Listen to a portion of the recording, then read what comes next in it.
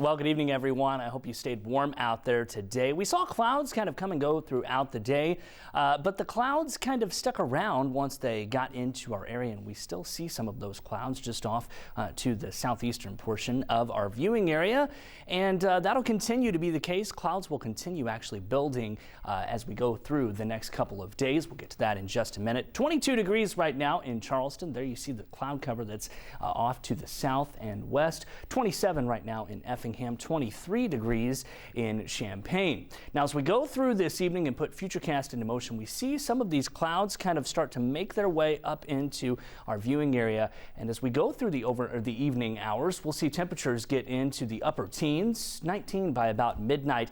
Then overnight, we'll have a low right around 17 degrees. That's where we'll be at right around 6 a.m. tomorrow morning. That's when we'll reach our low. We take a look at Futurecast once again, and we see these clouds continuing to build up from the south, and that'll be the case going into your day on Friday.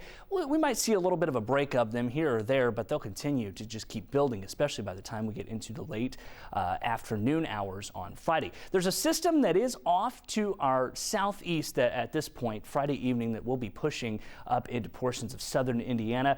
It does have snow associated with it, but again, that is going to miss our area. However, it's so close down there just into our viewing area that I wouldn't rule out maybe seeing a few flurries here or there, especially if you're in the southern and eastern portions of the viewing area. That is very possible going into late tomorrow afternoon and early tomorrow evening. So keep that in mind as you're making your plans for your Friday afternoon and evening.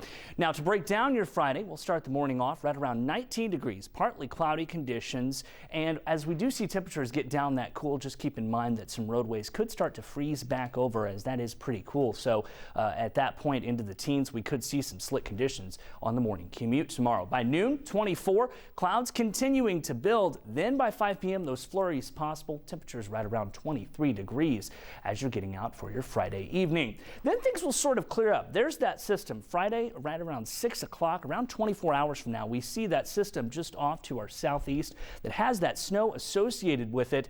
Again, out of our viewing area, but we may see a few flurries from that. That'll continue pushing out late Friday evening, and we'll start to see the clouds just kind of clear up. We'll see clear conditions take hold for the weekend.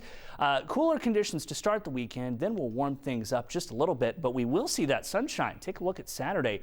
Not hardly a cloud on Futurecast by Saturday afternoon. So a clear but cool weekend, breezy especially in the morning on Saturday, as we could see some strong winds from that system that at that point is off to our east. We could see still some of the effect of that having gone through our area with breezy conditions. 27 degrees, mostly sunny conditions. Things warm up a little bit for Sunday, just a bit warmer, right around 31, but still staying below that freezing point. Then we're watching another system come the beginning of next week. This is still pretty far off, but as of right now, 38 degrees for the day on Monday. Therefore, we will see some rain out of that system. By the time we get into the overnight hours, we will see that system change over into snow, so we're probably going to see some slick parts of the roadways across the viewing area, and some snow sticking around to start off your Tuesday. Temperatures, though, stay cool in the 20s and 30s across the area.